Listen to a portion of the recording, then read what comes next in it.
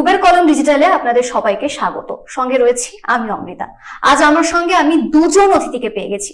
প্রথমেই আপনাদের সঙ্গে পরিচয় করিয়ে দেবো এস আলম সাহেবের। এস আলম তিনি একজন প্রখ্যাত সমাজসেবী, তিনি বাংলারই ভূমিপুত্র, একজন শিল্পপতিও। তার সঙ্গে পশ্চিমবঙ্গ এবং আসামের প্রচুর মানুষ পরিযায়ী কারিগর হিসেবে কাজ করেন, তাদেরকে তিনি সংগঠিত করেছেন। সমস্ত বিচার বিশ্লেষণে আসবো এবং আমার সঙ্গে রয়েছেন আজকের অন্য আরেকজন অতিথি, পূবের কলম পত্রিকার সম্পাদক এবং বিশিষ্ট সাংবাদিক আহমদ হাসান ইমরান। আমরা সরাসরি এবার আলোচনায় ঢুকবো। এস আলম সাহেব, আপনার কাছে আমার প্রথম প্রশ্ন থাকবে যে পশ্চিমবঙ্গে তো বিজেপি এসেই গেল, শপথ গ্রহণ রয়েছে আর একদিন পর প্রায় 3.5 কোটি মুসলিম রয়েছে। আপনার কি মনে হয় কতটা প্রভাব পড়বে, মানে কি ধরনের প্রভাব পড়বে এর ফলে? দেখুন, আমরা যদি দেখি এখন ভারতবর্ষে অনেক স্টেটেতেই বিজেপি সরকার আছে এবং তার মধ্যে সেখানেও পশ্চিমবঙ্গের মতন এত মুসলিম নেই, কিন্তু এটা বহু সংখ্যক মুসলিম আছে, যার মধ্যে আমরা উল্লেখ করব মহারাষ্ট্র, গুজরাট, মধ্যপ্রদেশ, উত্তরপ্রদেশ এবং আরো অনেক রাজ্য আছে। সেখানে যেহেতু আমার ডাইরেক্ট কানেকশন আছে এবং সেখানে আমি দেখছি, পরিবেশ দেখছি, সেখানে যদি পরিবেশ দেখি খুব একটা খারাপ পরিস্থিতি নেই, পরিবেশ নেই, এবং সেখানে মুসলিমরা কিন্তু বাংলার মুসলিমদের চেয়ে অনেক উন্নতি করেছে এবং অনেক উন্নয়ন হয়েছে মুসলিমদের জন্য। আমি এবার ইমরান স্যারের সাথে কথা বলবো। ইমরান স্যার, আপনার সাংবাদিকতার জীবন রয়েছে, আপনি একজন প্রখ্যাত সাংবাদিক। আপনার কি মনে হয় এই যে পালা বদলটা হলো, কি প্রভাব পড়বে মুসলিমদের উপর? পালা বদল হলো, তবে এই পালা বদলে লোকে একটু কি বলবো অবাক হয়েছে। বিজেপি ভালো ফল করবে এ কথা স্বরাষ্ট্রমন্ত্রী অমিত শাহ এবং প্রধানমন্ত্রী মোদীজি প্রথম থেকেই বলে আসছিলেন।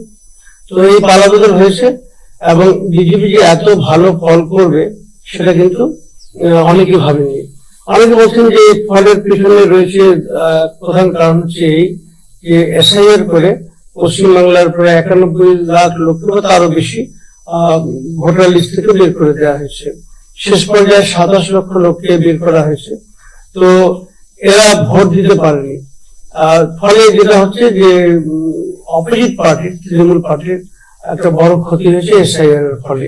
এটা সবাই স্বীকার করছে, এমনকি বিজেপির লোকেরাও স্বীকার করছে। তারপর যে ভোটটা নির্বাচন কমিশন করেছে সেটা বিভিন্ন জায়গায় হয়েছে এবং ভোটটা আমরা বলবো যে মূলত অবাধই হয়েছে, তেমন কোনো অভিযোগ সেখানে আসেনি। পরবর্তী পর্যায়ে কিছু ইভিএম যে কোন ট্যাম্পারিং হয়েছে কিছু অভিযোগ এসেছে, কিন্তু আমি বলবো যে এটা ছাড়া আর ভোট নিয়ে কিন্তু আর কোনো, এই দুটো পয়েন্ট ছাড়া ভোট নিয়ে আর তেমন কোনো অভিযোগ নেই। তো এখন বিজেপি এখানে এসেছে এবং তার শপথ গ্রহণ 2 দিনের মধ্যেই হবে এবং আমি বলবো যে যেহেতু এসে গেছে ভারতের সংবিধান অনুযায়ী তাকে সবাইকে মেনে নিতে হবে। এবং সব থেকে বড় কথা হচ্ছে যে পশ্চিমবাংলায় একটা বড় সংখ্যক মুসলিম আছে, 3.5 কোটি লাস্ট হিসেবে দেখা গেছে। 2011 সালের পড়াশোনা সোসাইটি কিন্তু হিসাব আছে পরিসংখ্যান দিতে, তারা দেখতে পারেন যে সেন্সাস না হলেও বছরে 3 পয়েন্ট কিছু করে বাড়ে আর কি। তো সেই অনুযায়ী প্রায় 3.5 কোটি মুসলিম আছে, এটা বৃহৎ জনগোষ্ঠী। তো আমি এটা বলবো যে আমরা সবাই আশা করব যে আমাদের যে নতুন রেজাল্ট এসছে তার ফলে বিজেপি তাদের প্রতি, সবার প্রতি সমদৃষ্টিতে দেখবে এবং সবার সঙ্গে ভালো কাজ করবে এবং মুসলমানরাও অ্যাডজাস্ট করবে নতুন সরকারের সঙ্গে। আমি এটাই কামনা করবো। আসলে আমাদের লক্ষ্য হচ্ছে উন্নত ও বিকাশশীল পশ্চিমবাংলা, সেটা যাতে হয় সেটা অব্যাহত রাখার জন্য আমাদের সকলকে মিলে চেষ্টা করতে হবে। আবারও আলমবাবুর কাছে চলে যাব। সেটা হচ্ছে পশ্চিমবঙ্গে যখন নির্বাচন হয়, এসআইআর প্রক্রিয়া হয়, মুসলিমদের বিরুদ্ধে অভিযোগ ছিল প্রচুর ঘুষপেটিয়া ঢুকে গেছে। এসআইআর প্রক্রিয়া আমরা দেখলাম, তারপরে 91 লক্ষ, ধীরে ধীরে 27 লক্ষ মানুষের নাম বাদ পড়লো, তাদের কাছে সমস্ত তথ্য প্রমাণ রয়েছে। এনাদের ভবিষ্যৎ কি করণীয়? এনারা তো ভোট দিতেই পারলেন না, গণতান্ত্রিক অধিকার থেকে বঞ্চিত হলেন। দেখুন, ভারতবর্ষের যে এইবারে যে এসআইআর হয়েছিল শুধু বাংলায় হয়নি, 11টা স্টেটে হয়েছিল। তার মধ্যে পশ্চিমবঙ্গ একটা স্টেট।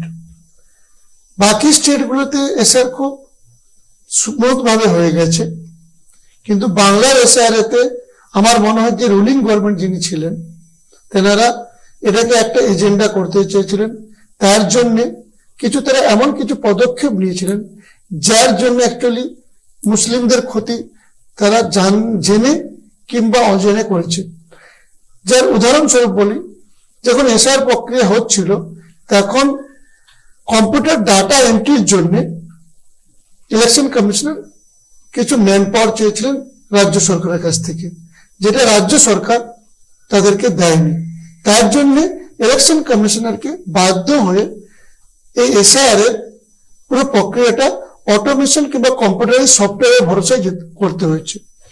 যার জন্য কি হয়েছে যে সফটওয়্যারে তার নিজস্ব কোনো তো ক্ষমতা নেই, তাকে যে প্রোগ্রামিং করা হয় সেই প্রোগ্রামটাকে সে ফলো করে। আমরা জানি সকলেই যে আমরা মুসলিমরা বিশেষ করে একটু অল্প শিক্ষক এবং তাদের মধ্যে শিক্ষার কম আছে। তার জন্য মুসলিমদের নামের কিংবা ডকুমেন্টেশনে তারা অনেকটা কাঁচা কিংবা তাদের অনেক ভুলভাল থাকে। সেই ভুলভাল গুলো যদি এটা ম্যানুয়াল করা হতো ডাটা এন্ট্রির মাধ্যমে তাহলে এই ডিজাস্টার হতো না। এটাকে যেহেতু অটোমেশনে ফেলা হয়েছে সেজন্য একটা ডিজাস্টার ছিলেন তৃণমূল গভর্নমেন্ট, সেটাকে ডিজাস্টার করেছে। যেমন ওয়াকফ বোর্ডটাকে নিয়ে একটা ডিজাস্টার করে দিয়েছে, মুসলিমদের অ্যাকচুয়ালি ক্ষতি করেছে। এটাও একটা মুসলিমদের ক্ষতি করার একটা পিছন দিয়ে ব্যাকগ্রাউন্ড তৃণমূল সরকারই দায়ী। তবে আমার মনে হয় এই যে নামটা গুলো কাটা গেছে ভুল ভ্রান্তি, তারা যদি আগামী দিনে কোর্টের মাধ্যমে আইনি প্রক্রিয়ার মাধ্যমে তাদের যদি বৈধ ডকুমেন্টের মাধ্যমে তারা আবার তাদের ভোটার আইডিকে রিস্টোর করে নেওয়ার চেষ্টা করে, আমার মনে খুব ইজিলি হয়ে যাবে, রিস্টোর হয়ে যাবে আগামী দিনে। এর জন্য ভয় পাওয়ার কিছু নেই। তবে হ্যাঁ, ভয় পাওয়ার কিছু লোকের আছে, সেটা হচ্ছে যারা ভিন্ন দেশ থেকে আলাদা আলাদা দেশ থেকে, যেমন আমরা জানি যে পশ্চিমবঙ্গ এমনই একটা লোকেশনে আছে যেখানে 4টে কান্ট্রির সঙ্গে আমরা ডাইরেক্ট কানেকশনে আছি। যে একটা ভুটান আছে, নেপাল আছে, বাংলাদেশের বিশাল বৃহৎ একটা বর্ডার আমরা শেয়ার করি, কিছুটা আমরা চায়নার পাশাপাশি আমাদের বর্ডার আছে।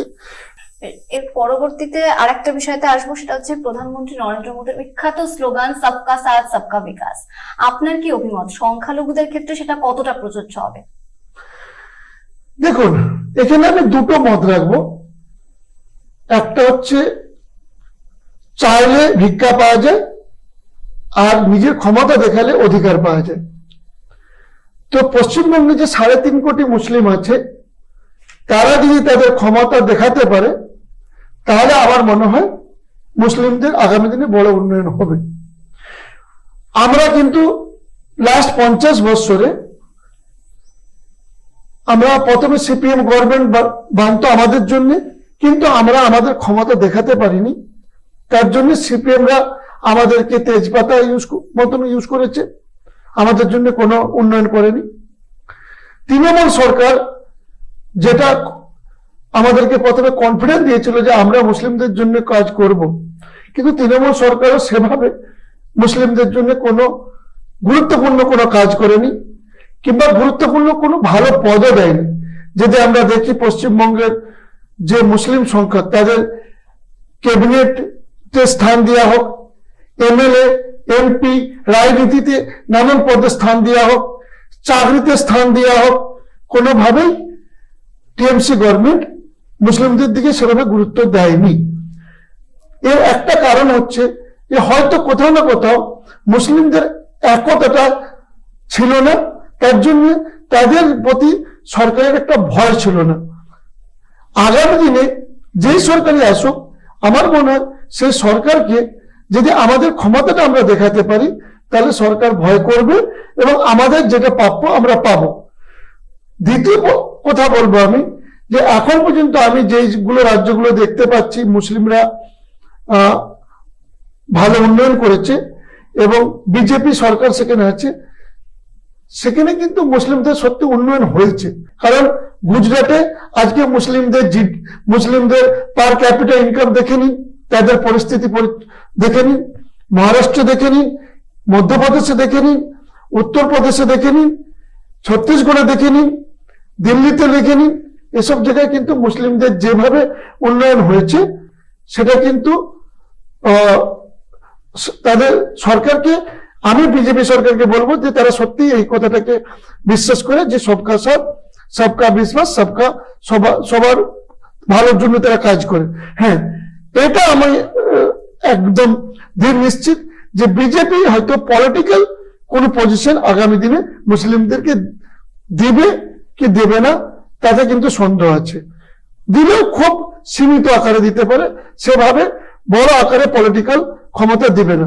তো সেখানে দেখতে গেলে তো তৃণমূল তো দেয়নি। তৃণমূল পশ্চিমবঙ্গের বাঙালি মুসলিমদেরকে পলিটিক্যাল ক্ষমতা কোথা দিয়েছে? যে কজনকে মুসলিমদেরকে দিয়েছিল তারা তো প্রকৃত বাঙালি মুসলিমদের জন্য কোনো কাজ করেনি, কিন্তু বাঙালি মুসলিমই নেই অনেকে, তারা মুসলিমদের মাসিয়া নিজেকে দেখাতো।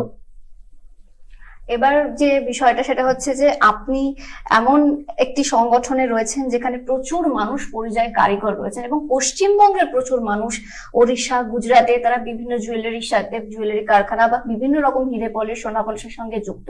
এই যে পরিযায়ী কারিগর, তাদের ভোট কতটা প্রভাব ফেলে ফেলেছে এইবারের ভোট? দেখুন, আমার মনে হয় পশ্চিমবঙ্গের 2026-এর বিধানসভার ইলেকশনে সবচেয়ে গুরুত্বপূর্ণ ভূমিকা পালন করেছে এই যে রেজাল্ট, এই রেজাল্টের সবচেয়ে বড় কাণ্ডারি হচ্ছে পরিযায়ী। এটা কিভাবে সেটা আপনাকে একটু ব্যাখ্যা দিয়ে বুঝাবো। সেটা হলো, দেখুন,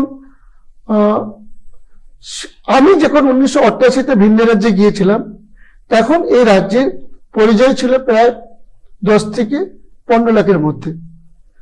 যখন তৃণমূল সরকার এলো 2011-তে, তখন এই রাজ্যে পরিযায়ীর সংখ্যা হয়েছিল 50 থেকে 60 লক্ষ। আজকে 15 বছর তৃণমূল সরকার থাকার পরে প্রায় পরিযায়ীদের সংখ্যা হলো 1,25,00,000 থেকে 1.5 কোটি, যেটা অবাস্তব করা ফিগার একটা।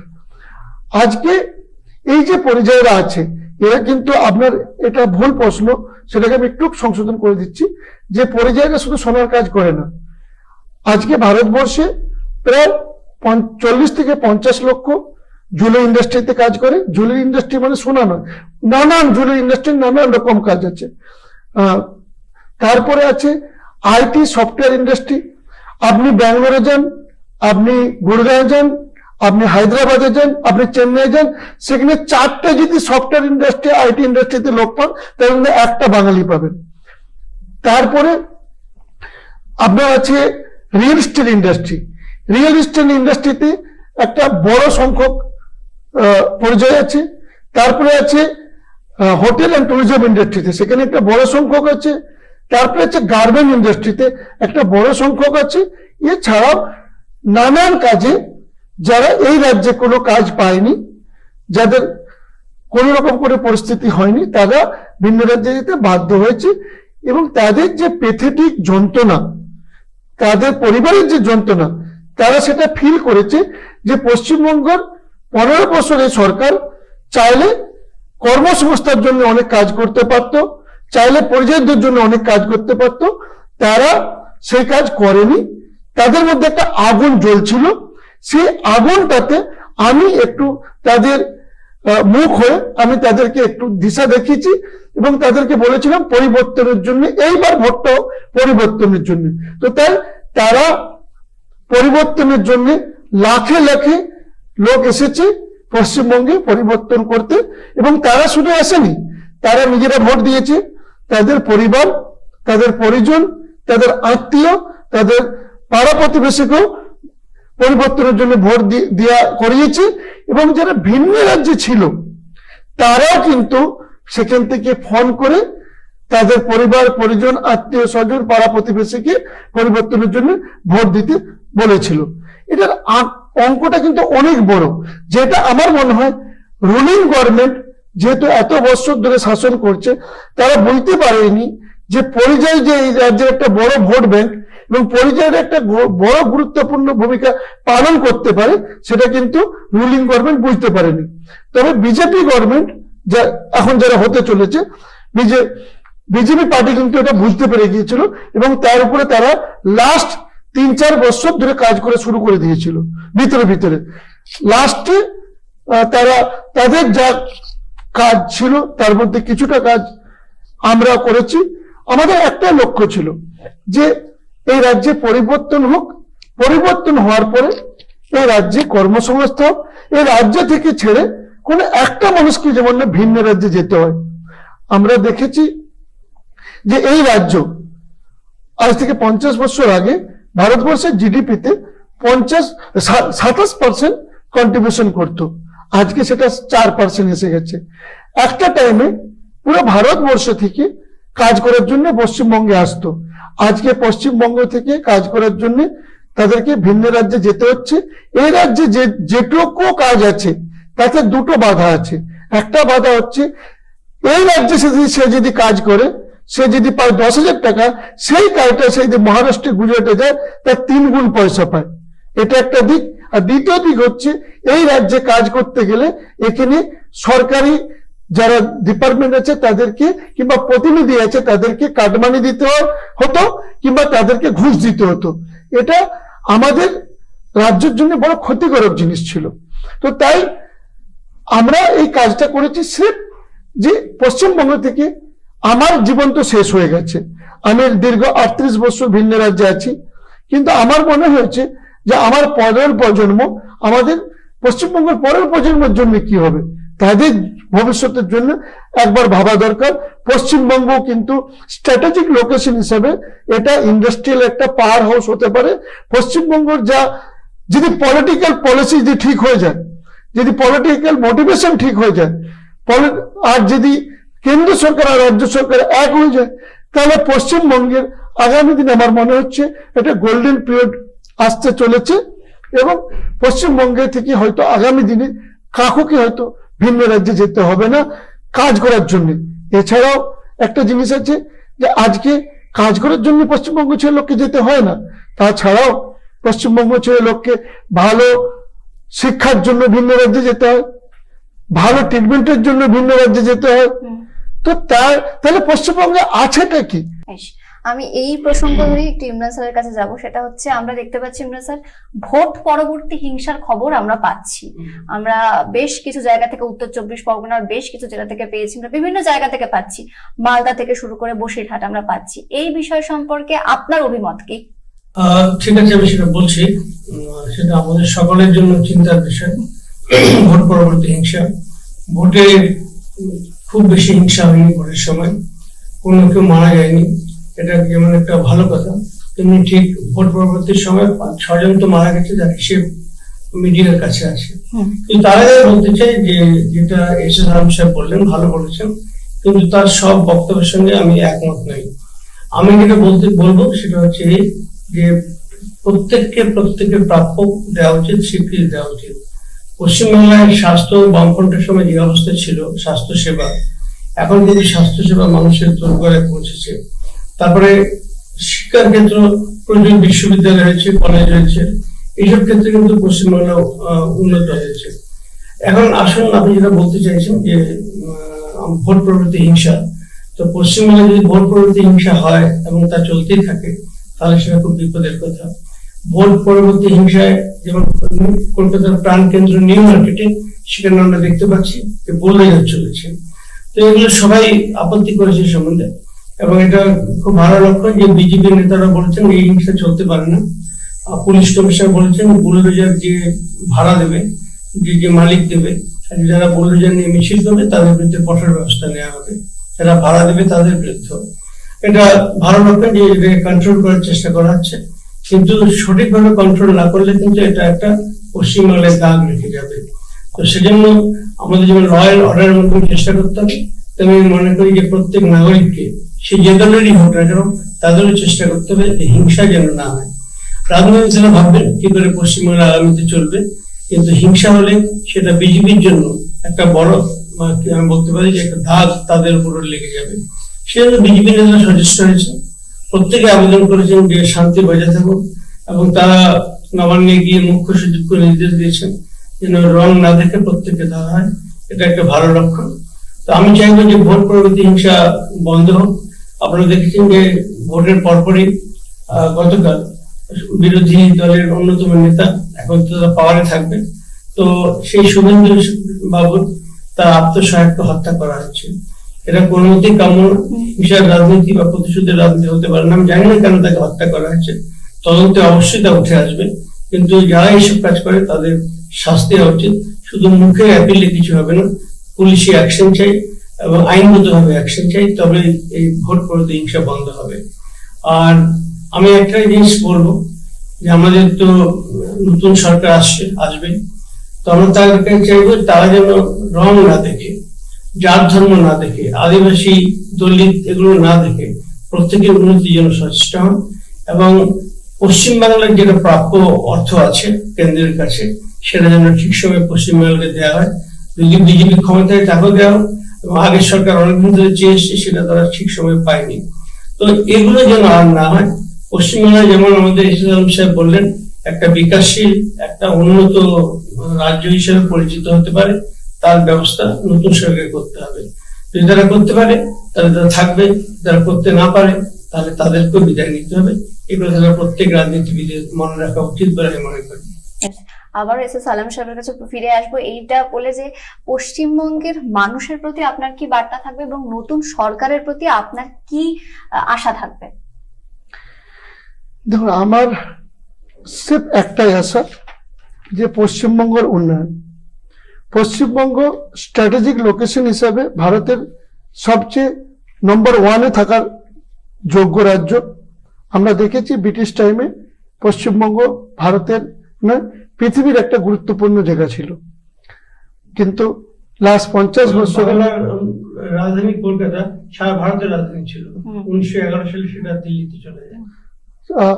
আজকে আমরা যদি দেখি পশ্চিমবঙ্গকে, তাহলে ভারতের যতগুলো স্টেট আছে সবচেয়ে নিচে থেকে আমাদেরকে দেখতে হয়। এটা আমাদের জন্য খুব লজ্জাজনক ব্যাপার। হ্যাঁ, এখানে যদি আমাদের কিছু না থাকতো তাহলে এটা মেনে নেওয়া যেত, বাট আমরা দেখছি যে আমাদের পশ্চিমবঙ্গের স্ট্র্যাটেজিক লোকেশন ওয়াইজ এটা একটা উন্নত রাজ্য হওয়ার যোগ্য লোকেশন আছে। আমাদের বাঙালি যারা আছে তাদের ম্যান পাওয়ার, তাদের দক্ষতার মধ্যে কোনো ডাউট নেই, তারা স্কিল ম্যান পাওয়ার, তাদের মধ্যে অনেক পটেনশিয়ালিটি আছে। স্রেফ লাস্ট 50 বছরে রাজনীতির ইচ্ছা শক্তির জন্য, রাজনীতির পলিসির জন্য পশ্চিমবঙ্গটাকে পিছিয়ে ফেলা হচ্ছে। তো তাই আমার পশ্চিমবঙ্গে যারা নতুন সরকার আসছে তাদের কাছে একটাই, পশ্চিমবঙ্গের উন্নয়ন, উন্নয়ন আর উন্নয়ন, এইটাই আমি চাই, আর কিচ্ছু চাই না। একটা বিষয় যে মন্ত্রিসভায় তো কোনো মুসলিম বিধায়ক থাকবেন না, ফলে মুসলিমদের স্বার্থের প্রতিনিধিত্ব করার মতো কেউ থাকবেন না, এই বিষয়ে আপনার কি মতামত? না, ওনারা তো, আমি তো একটু আগেই বললাম যে ওনারা মুসলিমদেরকে রাজনীতি স্থান কতটা দেবে তাতে কিন্তু সন্দেহ আছে। ওনারা কোন রাজ্যতে সেভাবে মুসলিমদেরকে দেননি, এ রাজ্যে হয়তো দেবে না। হ্যাঁ, এবারে যেহেতু এখানে বৃহৎ আকারের মুসলিম আছে, তাদের কল্যাণের জন্য কি কাজ হবে সেটা আগামী দিনে ওনাদের পলিসির উপর নির্ভর করবে। এখন তো আমি দেখতে পাচ্ছি দূর দূর পর্যন্ত যে মুসলিমদেরকে নিয়ে, মানে মুসলিমদের প্রতিনিধিত্ব নিয়ে ওনারা কিছু ভাবছে। বেশ, এই যে একটা ফলাফল আমরা দেখতে পেলাম, শওকত মোল্লা তৃণমূল কংগ্রেসের দাপুটে নেতা, তিনি হেরে গেলেন, তো নওশাদ সিদ্দিকী তিনি জিতে গিয়েছেন। আপনি কিভাবে দেখছেন বিষয়টাকে? মানে এটা কি আপনার কাছে প্রত্যাশিত ছিল? দেখুন, আমার মনে হয় এই শওকত বাবুর মতন লোকেদের জন্যই আমাদের মুসলিমদের যে একটা ইমেজ পশ্চিমবঙ্গে সেটা খারাপ হয়েছে, এবং তৃণমূলের ইমেজটাও অনেক খারাপ হয়েছে। আমার মনে হয় শওকত বাবুর মতন লোকেদের রাজনীতিতে ক্যান্ডিডেটের জায়গা ওনার সঠিক জায়গা না, ওনাদের মতন লোকেদের জায়গা হচ্ছে জেলের ভিতরে, কিংবা ওনাদেরকে এমন একটা জায়গায় পৌঁছে দেওয়া দরকার যেখান থেকে ওনারা যে সন্ত্রাস, যে গুন্ডামি করে, সেই গুন্ডামি, সে সন্ত্রাস যেমন আর জীবনে কখনো করতে পারে। দেখুন, আমাদের পশ্চিমবঙ্গে যদি মুসলিমদের অবনয়ন হয়েছে, তার পিছনে কিন্তু শওকত মোল্লার মতন লোকেদের অনেকটা হাত আছে। আমাদের একটা ইমেজ তৈরি হয়ে গেছে যে আমরা শুধু গুন্ডা, আমরা বোম বাঁধতে পারি, বাঁধি, আমরা মারবো, মরবো, আমাদের নিজেদের মধ্যে লড়াই করব, ক্ষমতার দখল। এই শওকত মোল্লার মতন লোকেদের তারা যে নওশাদ যে তাকে একদম কি বলে গণতান্ত্রিক পদ্ধতিতে তাকে যে পরাজয় করে তার সঠিক জায়গায় তাকে পৌঁছে দিয়েছে, তার জন্য আমি নওশাদ মোল্লাকে অনেক অনেক ধন্যবাদ দেবো যে ওর জায়গাটা ওকে সঠিক জায়গায় ওকে পৌঁছে দিয়েছে। আগামী দিনে যে নতুন সরকার আসছে তারা যেমন এর নেক্সট লেভেলের জায়গাটাকে ওকে ওরকম লোককে পৌঁছে দেয়। বেশ, আমরা একদম আলোচনার শেষ পর্যায়ে চলে এসেছি, তবে আমি একটু ইমরান স্যারের কাছ থেকে আমার কৌতূহলের জন্য জানতে চাইবো, স্যার আপনি বলুন যে আপনি কেমন পরিবর্তনের আশা রাখছেন আগামী দিনে, এটাই এভাবেই শেষ করতে চাই। জীবনের নামে পরিবর্তন, কেউ যদি স্থির হয়ে যায় তাহলে তো সে জীবনে এগিয়ে যেতে পারবে না। তো যে সরকারই আসুক, আমরা সবসময় চাইবো যেন ভারতবর্ষে একটা সুন্দর সংবিধান রয়েছে, যাতে সবাইকে সমান অধিকার দেওয়া হয়েছে, সমস্ত জনগোষ্ঠীকে দেওয়া হয়েছে, মাইনরিটিদের জন্য, সংখ্যালঘুদের জন্য বিশেষ কিছু অধিকার রয়েছে শিক্ষা এবং অন্যান্য ক্ষেত্রে।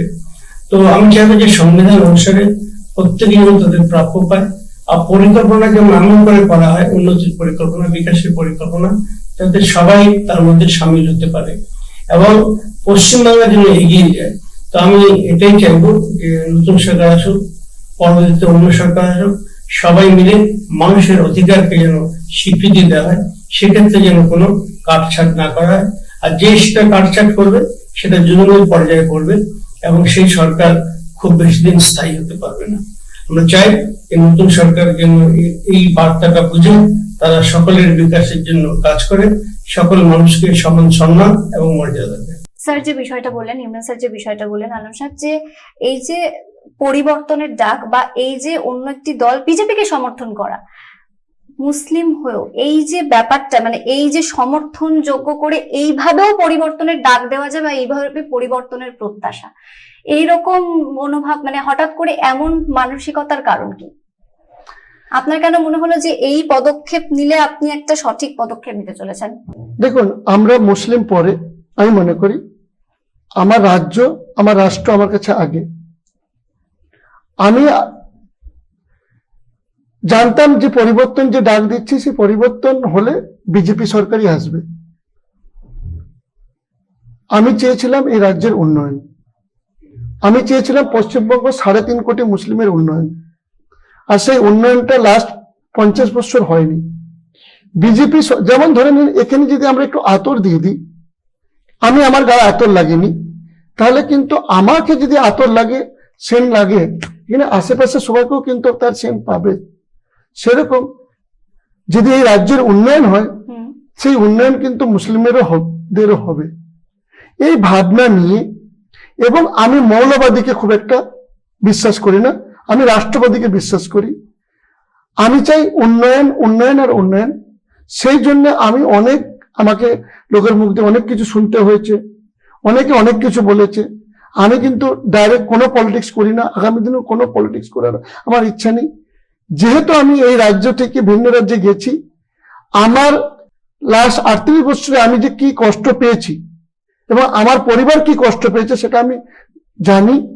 আজকে আমার মতন 1.5 কোটি পরিবার সেই কষ্টতে আছে, আর সেই কষ্টটাকে নিবারণ করার জন্য, যার মধ্যে মুসলিমরাও আছে, তার জন্য আমি এত বড় পদক্ষেপ নিতে বাধ্য হয়েছি।